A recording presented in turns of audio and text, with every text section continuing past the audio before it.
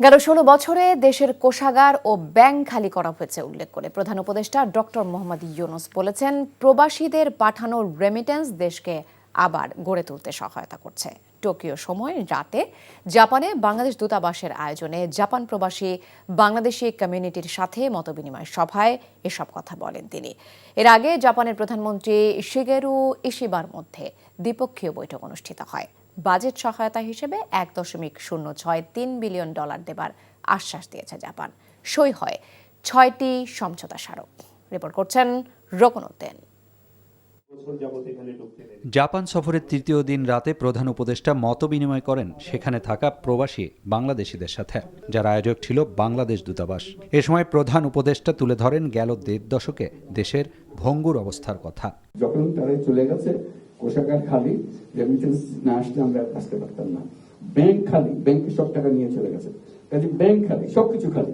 তো সেই দুর্যোগের অবস্থা থেকে আমরা আস্তে আস্তে আসছি। আপনাদের সমর্থন না পেলে, আপনাদের এই সাহায্য না পেলে বাংলাদেশ উঠে দাঁড়াবার কোনো সুযোগ ছিল না। আর পাসপোর্ট পেতে ভোগান্তি সহ বেশ কিছু দুর্ভোগের কথা তুলে ধরেন প্রবাসীরা। দ্রুততার সাথে এসব সমাধানের আশ্বাস দিয়ে বৈধভাবে রেমিটেন্স পাঠানোর আহ্বান জানান প্রধান উপদেষ্টা। টাকা পাঠাতে চাই, পাঠাতে পারবো না, আমাকে জিজ্ঞাসা করবে, আমাকে হয়রানি করবে। এর চেয়ে শর্মের কথা, লজ্জার কথা একটা দেশের জন্য, একটা জাতির জন্য আর কি হতে পারে বলে? যেখানে আমরা রেমিটেন্স চাচ্ছি, আপনারা আমাদের যারা রেমিটেন্স পাঠাচ্ছেন, আমরা সবাই রেমিটেন্স, আপনারা একটু দেশ বাঁচিয়ে রেখেছেন, তাহলে দেশ চলে গেছিল। এর আগে টোকিও সময় সকালে জাপানের প্রধানমন্ত্রীর সাথে দ্বিপাক্ষিক বৈঠক করেন ডক্টর ইউনূস। জাপানের প্রধানমন্ত্রীর কার্যালয়ে পৌঁছালে তাকে গার্ড অব অনার দেয়া হয়। দ্বিপাক্ষিক বৈঠকে অন্তর্বর্তী সরকারের সংস্কার প্রক্রিয়ার প্রতি সমর্থন পুনর্ব্যক্ত করেন জাপানের প্রধানমন্ত্রী। এছাড়া জোরপূর্বক বাস্তুচ্যুত রোহিঙ্গাদের নিরাপদ প্রত্যাবাসনই এই সংকটের চূড়ান্ত সমাধান বলে অভিমত দেন দুই নেতা।